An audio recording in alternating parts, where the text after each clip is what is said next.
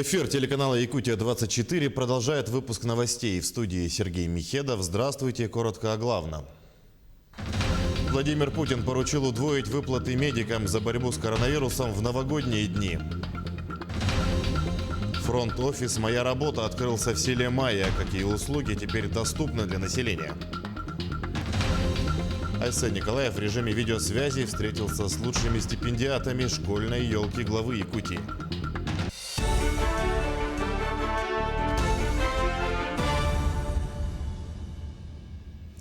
Владимир Путин на совместном заседании Госсовета и Совета по стратегическому развитию и нацпроектам обсудил национальные цели развития России до 2030 года. Это первая встреча Госсовета в обновленном составе и формате. Напомним, после внесения изменений в основной закон страны Государственный совет получил статус конституционного органа власти. Глава Якутии Айсен Николаев также вошел в обновленный состав Госсовета. Национальные цели до 2030 года – это новые ориентиры развития страны, определенные указом президента в июле этого года. Также рассмотрены показатели для оценки эффективности работы высших должностных лиц. Владимир Путин поручил удвоить выплаты медикам за борьбу с коронавирусом в новогодние дни. Глава государства напомнил, что за работу в праздники полагается двойная зарплата, в том числе и врачам.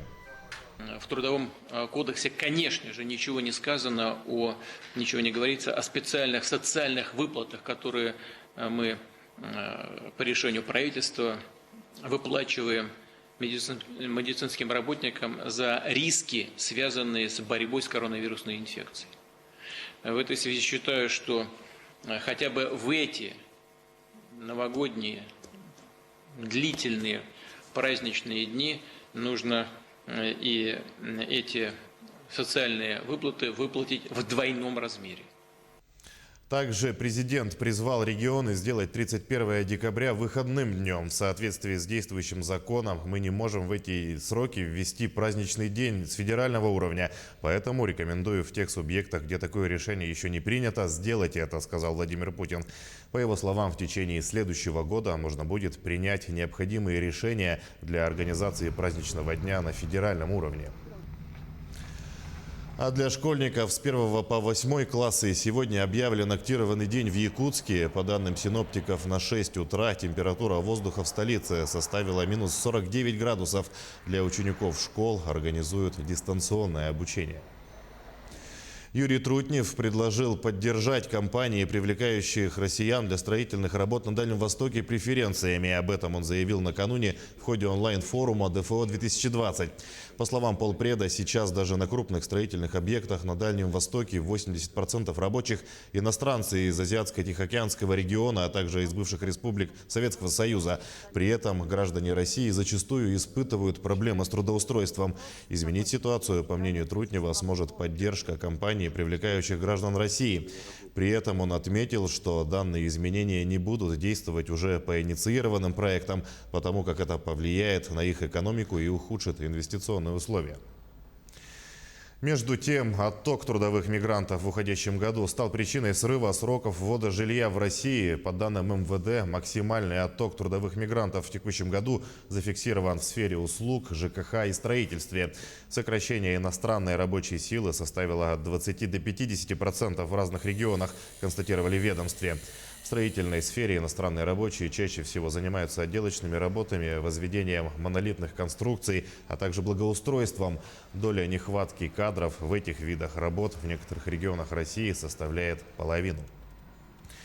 Сегодня в 12 часов по местному времени глава Якутии Айсен Николаев огласит свое ежегодное послание Госсобранию Илтумен. Руководитель региона обозначит стратегические направления социально-экономического развития республики на ближайшую и долгосрочную перспективу.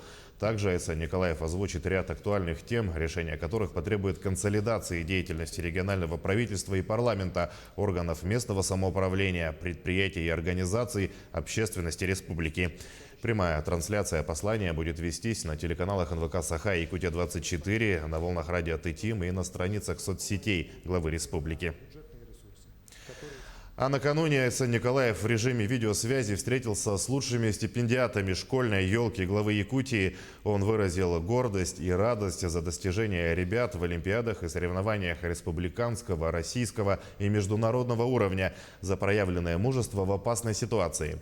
Глава отметил, что этот год был особенным, трудным, но он сделал всех якутян сильнее и сплоченнее, дал неоценимый опыт. В свою очередь стипендиаты задали вопросы Илдархану и получили ответы с первых уст. Елка для лучших учеников на уровне руководителя республики традиционно проводится с 1998 года. За это время ее участниками стали более 14 тысяч талантливых учеников Якутии. Другим темам аналитики назвали самые высокооплачиваемые вакансии в следующем году. По их мнению, наиболее высокие зарплаты будут получать специалисты в сфере IT и электронной коммерции, а также медицинский персонал. Сфера электронной коммерции значительно выросла из-за пандемии. В 2021 году ей потребуется больше специалистов, чтобы сохранить темпы роста. Что касается медиков, в связи с коронавирусом на рынке труда наблюдается острая нехватка медперсонала. И это касается не только инфекционистов. Программисты и специалисты по информационной безопасности были высоко востребованы и до пандемии, но сейчас рынок труда в IT стал максимально соискательским. Фронт-офис «Моя работа» открылся в селе Майя Мигино-Кангаласского улуса в Центре занятости населения. Всего по республике откроются 4 таких офиса. Это обновленный Центр занятости населения, осуществляющий как прием граждан, так и предоставление госуслуг. Всего их 15. Центр полностью оснащен необходимым оборудованием, а также ряд услуг будет переведен в цифровой формат. Это в первую очередь будет удобно для работодателей, а также для граждан в поиске работы. Основная задача его будет не просто там принять гражданина, поставить его на учет, там какие-то услуги предоставить, а именно окончательный итог – это его трудоустройство. И, соответственно, эффективность наших центров, наших инспекторов будет именно стоять в том, сколько они человек трудоустроят за период. Ну и, конечно же, идет большая работа и с работодателями по вакансиям и подбору для них работников.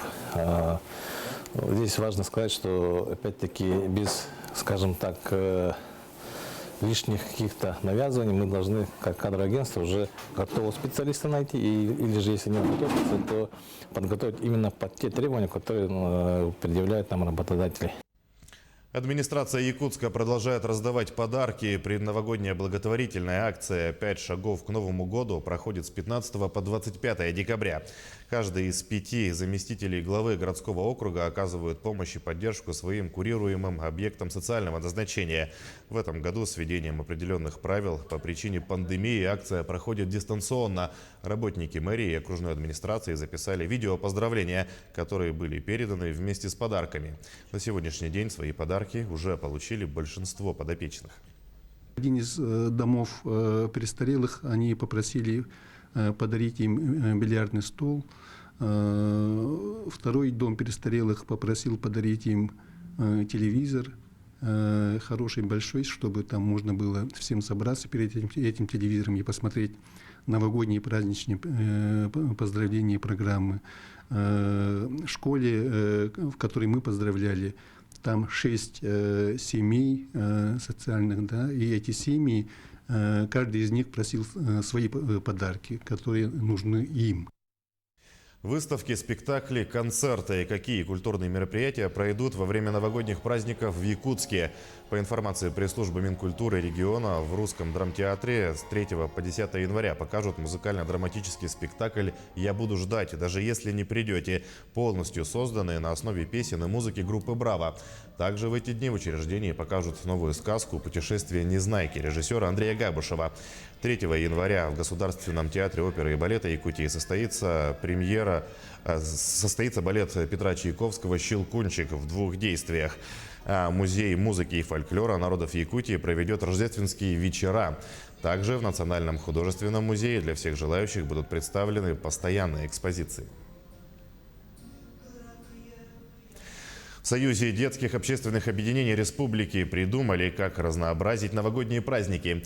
Телеграмма Деду Морозу, именно так называется республиканский онлайн-конкурс сочинений, в котором могут принять участие и выиграть ценные призы дети от 3 до 18 лет. Ульяна Шагина узнавала подробности. Прогуливаясь по торговому центру в поисках новогодних подарков для своей пятилетней дочки, Вилена Сазонова наткнулась на сладкую коробку с телеграммой для Деда Мороза. Чем не сюрприз для ребенка, тем более есть шанс получить хорошие подарки и устроить настоящий праздник. Сегодня же, думаю, сядем с ребенком, придумаем, что написать, напишем письмо.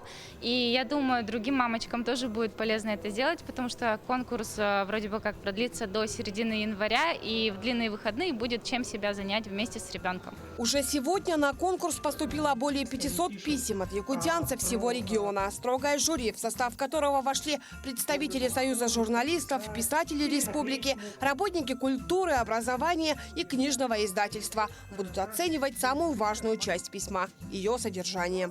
Дети пишут творческое сочинение. Конечно, на какие темы сделать акценты мы указали в положении. Все это красиво оформляется. Например, не только текст, а допускается приклеивать наклейки, нарисовать какие-то позитивные вещи, да, чтобы был креатив, чтобы была интересная подача. Все это, конечно, фотографируется или отсканируется и направляется нам на электронную почту.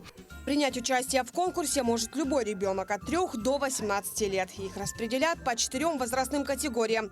Лучшие работы будут отмечены сертификатами на оплату образования, покупку мебели, детской одежды. Кроме того, организаторы подготовили ноутбуки и айфоны для поддержки учащихся во время дистанционного образования. Это идет как поощрение творческих способностей детей, тем более с призовым фондом.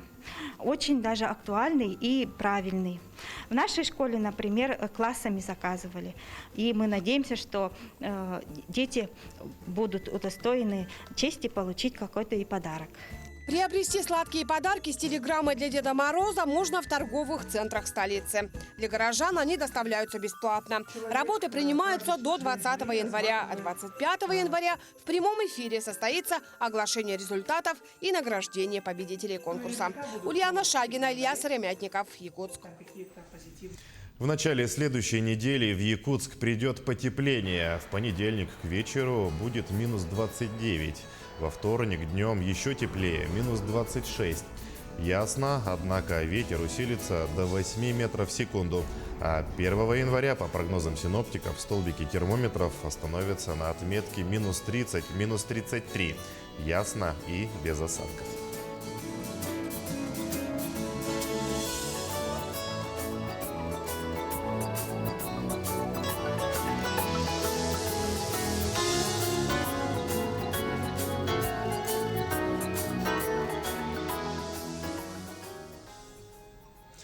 К этому часу это все новости. Берегите себя и своих близких. Не забывайте носить маску и соблюдать безопасную дистанцию. Увидимся чуть позже на телеканале Якутия 24.